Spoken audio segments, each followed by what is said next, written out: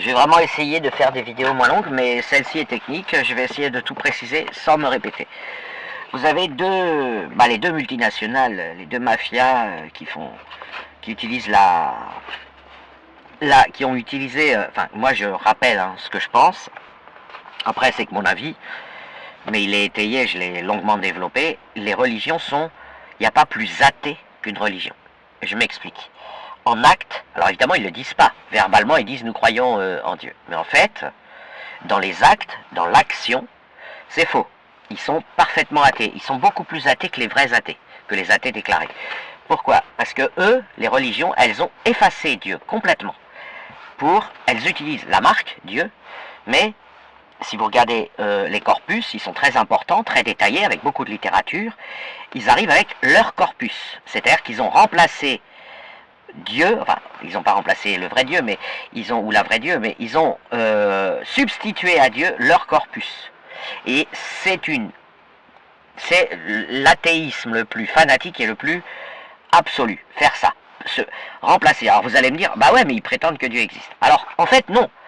Ils prétendent parler au nom de Dieu, mais en parlant, en se prétendant le secrétariat de Dieu, ces religions, elles écrabouillent le concept de Dieu, c'est-à-dire qu'elles disent non mais on s'en fout de ce que tu penses, c'est nous qui avons raison et nous te disons, nous te donnons ce que Dieu ordonne, ou ce que Dieu conseille, ou ce que Dieu dit. Personne, c'est pas possible de faire ça si tu crois en Dieu. Pourquoi? Parce que si tu fais ça, ça veut dire que tu n'en as tellement rien à branler, rien à foutre de Dieu, tu te torches tellement les fesses avec Dieu, tu t'en bats tellement les couilles de Dieu, que tu es capable de parler à sa place. Hein, dans la vie courante, d'ailleurs, c'est quelque chose que vous observez, vous n'aimez pas qu'on parle à votre place.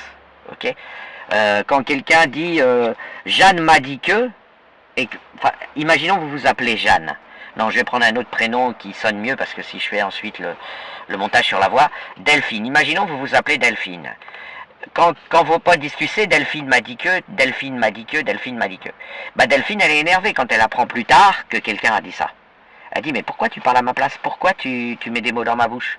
Eh bien, vous voyez bien que la personne qui parle à la place de Delphine, je parle pas sur les trucs élémentaires, genre, au fait, Delphine m'a demandé que tu penses à lui ramener du pain. Je parle pas de ces détails. Je parle quand on est sur du corpus, quoi. Bah Delphine, elle va pas du tout apprécier que vous alliez voir les gens et que vous disiez à sa place, tu sais, Delphine, elle pense que, Delphine, elle dit qu'il faut voter pour un tel, Delphine, elle est contre l'adultère, Delphine, elle est pour l'OM, elle est contre le PSG, etc. Delphine, elle va pas apprécier, même si c'est vrai.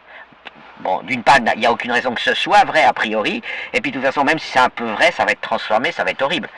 Et Delphine, elle va pas apprécier. En général, même si vous avez l'impression d'avoir été correct avec Delphine, elle va avoir l'impression que vous l'avez placée sous tutelle et que vous avez parlé à sa place. Eh bien, c'est ce que les religions infligent au concept de Dieu.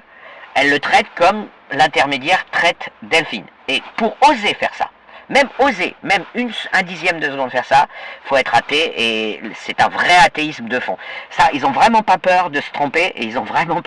Et dans ces cas-là, ça veut dire que tu crois évidemment pas en Dieu, ok? Tu fais semblant, t'es dans un...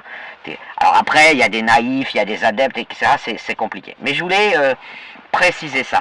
Donc on a deux grosses multinationales qui ont conquis le monde comme ça, qui sont le christianisme et l'islam, et qui n'ont pas pu réussir très bien à conquérir l'Asie, mais ils ont colonisé tout le reste à eux deux.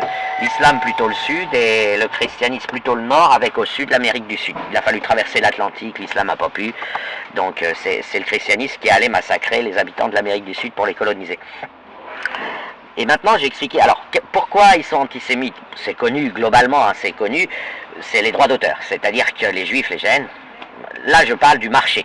Les juifs les gênent sur le marché, puisque les juifs sont à l'origine, ont été spoliés de leur Torah par les deux religions. L'une, le christianisme, il a, on va dire, fait bonne figure en la recopiant telle quelle dans l'Ancien Testament, donc d'une certaine manière, comment expliquer ça? Il a créé des chéquiers, hein, pour se substituer à l'argent liquide, mais c'est resté de l'argent. Et l'islam, lui, c'est la totale. Il a carrément comment dire, pillé les écrits juifs, mais pour faire un truc à sa sauce. Donc là, c'est carrément... voilà. Et donc, évidemment, les deux coupables, vis-à-vis des inventeurs précédents, attention, moi je défends pas du tout le judaïsme, mais vis-à-vis des inventeurs précédents, c'est les témoins gênants. les juifs sont les témoins gênants de manière évidente. Mais je vais approfondir maintenant au niveau des adeptes de ces multinationales que sont l'islam et le christianisme, les antisémitismes, parce qu'ils sont différents. J'en ai déjà parlé, le musulman est une personne en moyenne contaminée. Donc ce que j'appelle un musulman, c'est quelqu'un qui est contaminé par l'islam, c'est-à-dire qui est soumis à l'islam. Il n'y a pas de musulmans qui croient, ils ne sont pas croyants les musulmans parce que bon voilà, c'est pas possible de croire à l'islam, c'est une religion puérile dans sa construction. Par contre, ils ne sont pas contre l'islam, c'est-à-dire qu'ils se soumettent à l'islam. Ils pensent qu'au cas où ce serait vrai, vaut mieux s'y soumettre pour ne pas aller brûler vif éternellement après le passage sur Terre. C'est un pari de Pascal qui évolue en pari de Pascal neurologique, qui vient détruire une partie de leur réseau de neurones, une partie de leur organisme, et qui les conduit à être... Alors c'est pas une addiction qui ressemble à l'addiction à l'héroïne, vous voyez, ou à l'ecstasy, c'est une autre forme d'addiction, c'est une soumission, c'est voilà. Par défaut, disons qu'ils veulent pas aller en enfer, hein, avant tout, ils veulent pas aller en enfer, et ils ont pas assez d'armes pour être sûr que l'islam est faux. Alors il se dit, au cas où ce serait vrai, je vais faire comme si j'y croyais, et je vais, voilà. Et quand, par moment, ils sont coincés, ils disent, ah, j'ai une baisse de foi, mais je vais travailler pour faire remonter ma foi, voilà. Donc on n'est pas du tout sur le système chrétien, parce que le christianisme fait beaucoup moins peur, il a fait peur à un moment donné, mais il avait une organisation en clergé, puis il avait déchargé, d'ailleurs c'est lui-même qui appelait les gens qui n'étaient pas des curés et des représentants du clergé, il les appelait des laïcs, il avait déchargé une part de la population de la responsabilité du détail, on va dire. Ce qui n'est pas le cas en islam, ils n'ont pas de clergé. Le christianisme, en gros, c'est l'écurie s'occupe de tout, contentez-vous de venir à l'église et d'obéir. De ce fait, ils ont oublié qu'il y avait un peu de chantage à l'enfer dans les évangiles, et par ailleurs, Vatican II a mis un terme au chantage à l'enfer. Alors, il n'a pas mis un terme au texte, mais il a mis un peu de pommade par-dessus tout ça, et le chantage à l'enfer marche plus. Donc il n'y a plus tellement de pari de Pascal dans le christianisme, ce qui fait que les chrétiens, bon, sont plus que des chrétiens, voilà, un peu optionnels, un peu culturels, à part quelques branches intégristes. Et c'est là où vous allez voir, il y a un truc étonnant. Et donc on a déjà cette situation, le rapport à leur religion sont très très différents. En islam, c'est une identité pathologique. C'est-à-dire c'est comme si on vous prenait votre sang, on le vide, et on remet un fluide qui s'appelle l'islam dans votre corps, et vous êtes dans la merde, parce que même si vous apostasiez, vous allez ressentir des douleurs, des angoisses, des peurs, de la dépression. Et c'est connu, les musulmans eux-mêmes le disent, non, mais si cette personne apostasie, elle va faire une dépression, parce qu'il y a une telle... ça vous abîme tellement l'islam, l'intérieur, que après, vous êtes obligé de rester musulman, puis de faire les algorithmes, en quelque sorte, vous vous pliez un peu à l'algorithme. Alors que le chrétien, il est un peu en mode dilettante, quoi. C'est pour ça qu'on voit plein de TikTok avec des filles qui ont des croix, des crucifix, des bijoux, et qui sont en crop top, qui dansent, habillés tout en gothique, voilà. Le christianisme n'a pas ce problème, il est plus tellement... en fait, il n'existe plus vraiment, quoi. C'est marrant, même s'il y a quelques intégristes. Et il est resté une culture assez vague, où on a... En gros, l'Occident, il a gardé ce qui posait pas de problème, il a acheté le reste, quoi, tout simplement. Donc, ce qui est... Alors, voilà la position. Maintenant, on pourrait se dire, oui, mais les intégristes chrétiens, les fondamentalistes, les fanatiques chrétiens, ils sont antisémites et les autres, ils le sont pas. En fait, vous allez voir, c'est un mécanisme très inversé, très rigolo. D'abord, je vais traiter l'antisémitisme de l'islam, parce que lui, il est simple, il est carré, il est dans les textes. Il est doctrinaire, le Coran tape sur les juifs, les textes supplémentaires, hein, les hadiths, Bukhari Muslim, ordonnent de les tuer jusqu'au dernier. Il dit même qu'Allah va les aider et qu'il va faire parler les pierres et les arbres pour les aider à tuer les juifs. Hein, donc, qu'on y croit ou pas, qu'on interprète bien ou mal, c'est une doctrine qui est carrée et anti-juive et qui ordonne d'être nazi. Voilà. Après, vous pouvez dire, ah ouais, non, mais c'est à la fin des temps. On ne devrait être nazi qu'à la fin des temps. Bah, très bien, mais comment c'est pas quand c'est la fin des temps et que vous avez plein de musulmans excités qui se disent, ah, c'est demain ou c'est aujourd'hui ou voir ça a commencé hier, la fin des temps, bah, évidemment, vous avez un antisémitisme absolument terrible. Et puis, voilà. Donc, ils sont tous pro, enfin, c'est-à-dire, ils sont tous, ils veulent pas aller en enfer, quoi. Donc, ils valident le djihad anti-juif. D'une manière générale anti-mécréants, mais en priorité anti-juifs, et donc ils sont nazis par doctrine. Ils ont une injonction nazie par doctrine, écrite noir sur blanc à la fois dans le Coran et dans Bukhari Muslim. Donc l'affaire, et par ailleurs les juifs sont accusés d'être littéralement les ennemis d'Allah, en ce qu'ils sont accusés d'avoir trahi la soumission à Allah. Enfin bref, c'est un délire, l'islam c'est un délire. Dès la première sourate, celle qui récite tous les jours, il y a écrit Allah aide-nous, préserve-nous de ressembler aux égarés qui sont les chrétiens. Donc les chrétiens sont présentés comme des bisounours qui se trompent.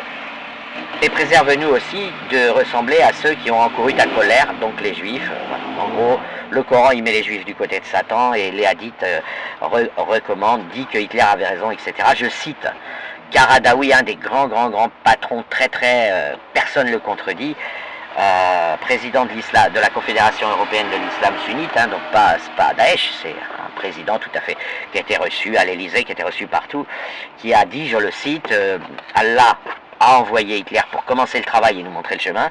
Il nous appartient à nous musulmans d'être à la hauteur et de finir le travail, c'est-à-dire terminer la Shoah.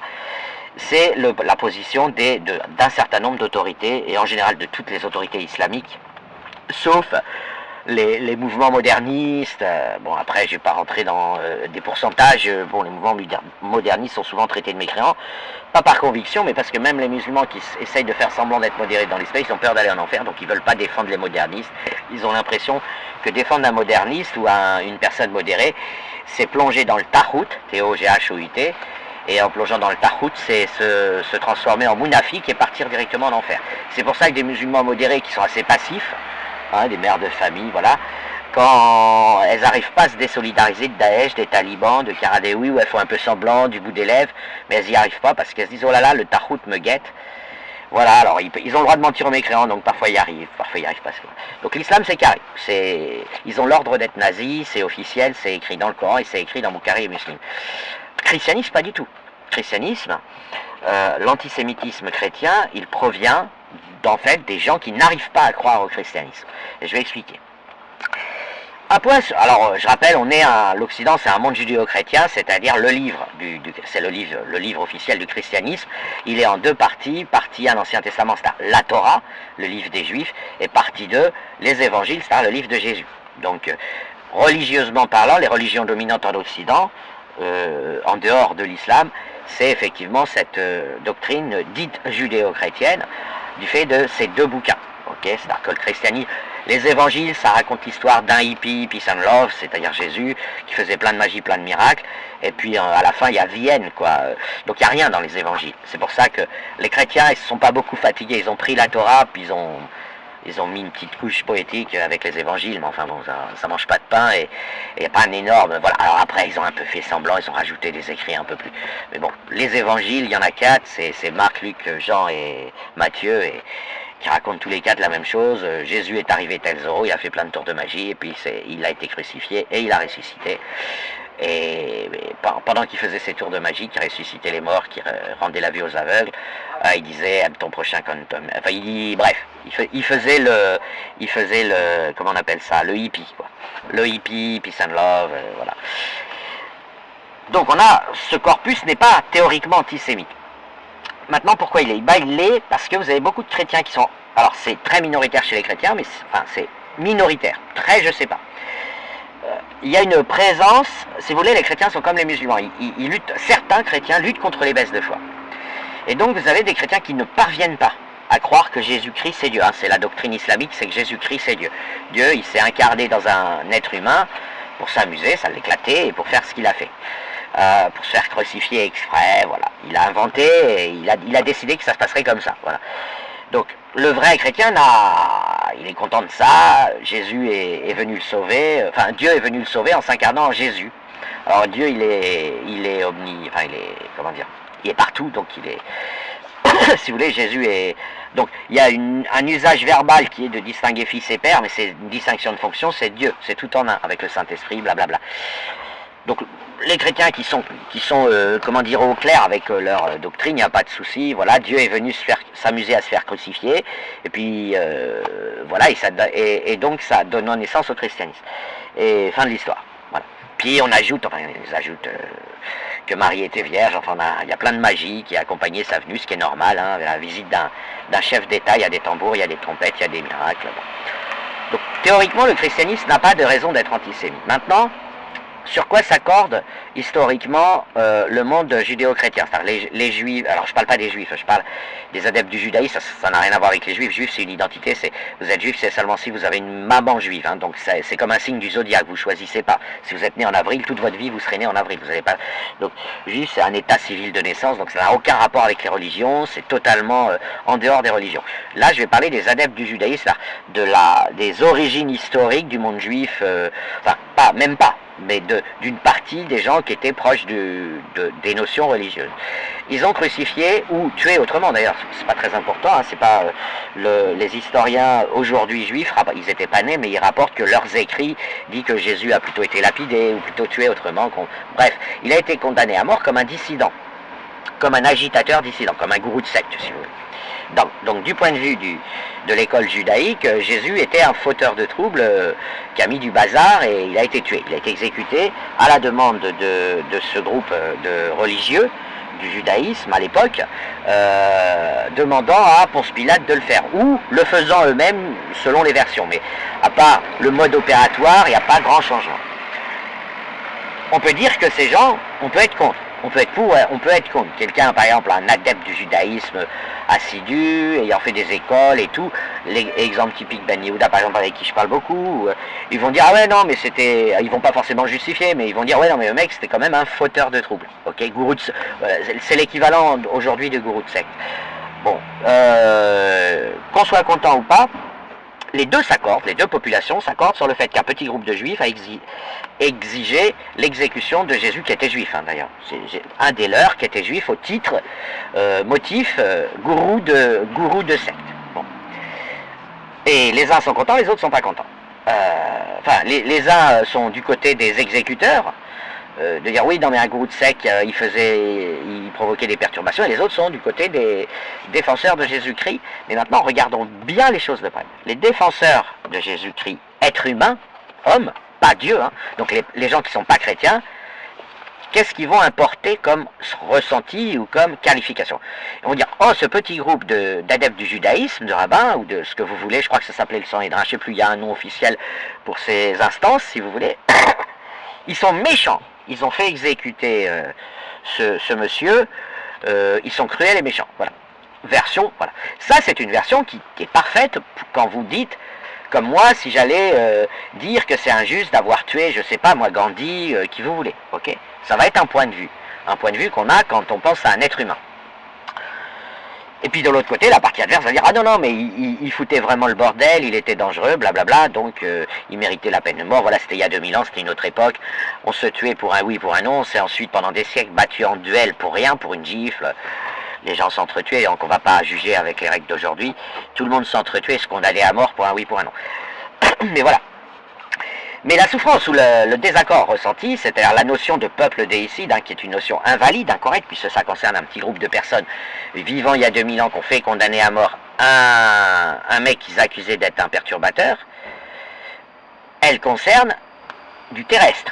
C'est-à-dire les gens ah, les juifs ils sont méchants, ils ont tué Jésus, oui, parce qu'ils ont tué un être humain. Ok? Et au sein du monde chrétien, on trouve des gens qui sont pas contents de ça, qui disent ouais, les juifs, ils ont tué Jésus, ah là là, je souffre, je pleure, etc. Oui, mec, c'est normal, t'es pas chrétien, donc tu trouves cruel qu'un mec soit tué. Parce que, n'étant pas chrétien, Jésus étant un être humain, il a été tué. Et c'est toujours triste, sauf si on considère que c'est un criminel, mais c'est toujours triste que quelqu'un soit tué. Voilà. Et la justification des religieux spécialistes de l'époque, c'est que ce mec était un criminel, donc ils l'ont condamné à mort. Peine de mort existait, voilà.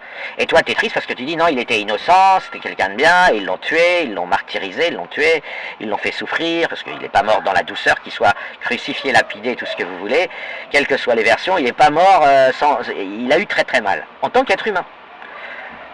Mais du coup, vous ressentez, et votre corps, votre organisme, votre sensibilité, vos orientations politiques vous amènent à ressentir de la peine pour ce fragile et ce frêle monsieur qui s'est fait exécuter assez jeune, hein, apparemment vers 33 ans. Et oui, et du coup, et c'est épidermique, c'est-à-dire c'est charnel, et du coup vous devenez profondément antisémite par essentialisation, etc., ça très bien. Et vous avez ensuite la haine des juifs et vous dites que c'est des démons dans les versions les plus...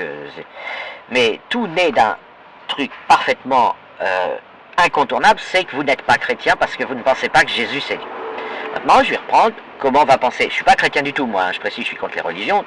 Mais le vrai chrétien qui est au clair avec sa croyance, il va pas dire putain, vous êtes des connards, vous avez tué Dieu. Imagine, vous avez un pote, il vient vous voir, il vous dit oh écoute, je m'excuse, tu sais, ton pote Dieu hier. Ouais, je lui ai pas offert son café, et puis en plus, je lui ai mal parlé. Tu m'en veux? Bah, voyez le problème. Ou, oh mince, avant-hier, j'ai pas réussi à freiner, j'avais pas du tout vu, j'ai écrasé Dieu. Dans un accident de la route, j'ai écrasé Dieu. Il a traversé devant moi, j'ai écrasé Dieu. Vous allez ressentir de la peine pour Dieu. Vous voyez le problème. Un chrétien qui pense que Jésus-Christ c'est Dieu, bien évidemment qu'il n'a aucun... Toutes les prophéties s'accomplissent, voilà, Dieu s'est amusé à se faire exécuter par des juifs de l'époque, par un petit groupe de gens pour... Bon, après, je ne vais pas rentrer pour venir accomplir une espèce de transformation du sacrifice d'Abraham, enfin peu importe, c'est pas très important. En fait, si vous êtes chrétien... vous avouez, si vous prétendez être chrétien, mais que vous avouez que vous en voulez à ce groupe, et ensuite aux juifs par essentialisation, d'avoir tué Jésus-Christ, c'est que vous n'êtes pas chrétien parce que vous pensez que Jésus c'est pas Dieu. Voilà, c'est aussi simple que ça. Parce que vous ne pouvez pas en vouloir à quelqu'un d'avoir tué Dieu. Pardon, mais ça n'a pas de sens. Personne ne peut tuer Dieu, personne ne peut faire quoi que ce soit à Dieu. Et à partir du moment où Jésus-Christ est Dieu, il est venu, il a tout organisé, s'est fait tuer exprès, et il n'y a personne qui est coupable. Ok ? On va faire très très simple. C'est un vrai chrétien ne peut pas ressentir de la peine parce que c'est son fondement. Dieu l'a visité en la personne de Jésus-Christ, qui a rien de... Bon, il aurait pu choisir autre chose, hein. Il aurait pu choisir d'être PDG, il aurait pu choisir de venir plus tard, plus tôt. Bon, il a décidé de venir et de se faire crucifier ou lapider. Pas de souci, je veux dire, Dieu est assez grand pour décider lui-même de ce qui lui arrive. Et un vrai chrétien, il n'a pas de problème avec ça. Ok, il y a des gens qui sont pas clairs à dire non, Jésus-Christ c'est pas Dieu, ok, eux, il n'y a pas de souci, ils peuvent avoir de la peine pour Jésus-Christ, mais enfin, un vrai chrétien, il va pas avoir de peine pour Dieu, et il va pas dire, oh là là, bande de méchants juifs, vous êtes des salauds, vous avez torturé et tué Dieu. Voilà, j'espère que c'est clair. Donc en fait, quand vous croisez des cathos ou des chrétiens antisémites, moi je l'ai peut-être pas très bien expliqué, mais essayez, dites-leur, ah bah ok, t'es pas chrétien alors. En fait, tu luttes contre des baisses de foi, t'es comme un musulman, t'arrives pas à croire que Jésus c'est Dieu, et comme t'arrives pas à le croire, il habite dans ton organisme cette peine, cette tendresse que tu as pour ce fragile Jésus-Christ, et cette tendresse t'amène à une sorte d'animosité envers ceux qui l'ont tué. Mais parce que tu n'es pas chrétien, parce que tu ne penses pas que Jésus-Christ c'est Dieu. C'est aussi simple que ça. Et quelqu'un comme Gogi sur Twitter, par exemple, lui il radote, hein, mais lui on voit qu'il croit que Jésus-Christ c'est Dieu. Et il a envie de remercier les Juifs parce qu'il se dit, même les Juifs de l'époque, parce qu'il se dit, putain, si vous aviez refusé de tuer Jésus-Christ, le christianisme n'aurait pas existé. Donc merci. Bon, de toute façon, ils n'avaient pas le choix, c'est Dieu qui avait décidé. Selon Gogi, c'est Dieu qui décide de se faire crucifier. Donc, bon, voilà. Mais selon Gogi, il est dans une posture de grand remerciement aux quelques acteurs de l'époque qui ont condamné Jésus-Christ, que l'on fait tuer, que ce soit Ponce Pilate, je ne sais pas trop s'il a compris quoi que ce soit à l'histoire dans les narratifs officiels, mais de le petit groupe qui a fait tuer Jésus-Christ, au titre qu'il était un agitateur et un gourou de secte, Gogi, il est super content que ce soit arrivé, sinon Gogi, il n'y aurait pas de Gogi. Il n'y aurait pas d'évangéliste Gogi. Parce qu'il fallait que, Dieu avait décidé de se faire tuer par un petit groupe de personnes, et c'était son choix. Hein. Enfin, tuer entre guillemets, Dieu n'est évidemment ni vivant ni mort, mais il avait décidé de, en tout cas, mettre en scène cette pièce de théâtre, et puis il l'a fait, et Gogi est très content. Voilà, j'espère que c'est clair, et j'espère que d'autres gens amélioreront ce narratif sans le compliquer. Je voulais donner ça, c'est totalement quelque chose que j'ai constaté en écoutant des centaines. Alors les musulmans, je les ai écoutés 10 000 heures, à plus maintenant, peut-être 12-13 000. Les chrétiens, plusieurs centaines, enfin plusieurs milliers d'heures aussi maintenant, peut-être 1000 heures. C'est flagrant. Hein. Les antisémites, les chrétiens antisémites et qui se revendiquent cathos, croient pas que Jésus c'est Dieu. Et ça se sent dans ce qu'ils disent. Voilà, mais je voulais faire une explication. C'est la raison même de leur antisémitisme. Ils voudraient réussir à croire en Jésus-Christ, ils n'y parviennent pas, et ils ont donc la rage contre des gens qui s'en sont pris à Jésus-Christ et qui l'ont tué, et c'est bien normal puisqu'ils l'aiment. Alors ils arrivent à l'aimer, mais ils n'arrivent pas à croire que c'est Dieu. Ils n'arrivent pas à concilier les deux. Ils l'aiment, mais ils ont pitié de lui, et ils ont de la peine pour tout ce qui lui est arrivé comme souffrance.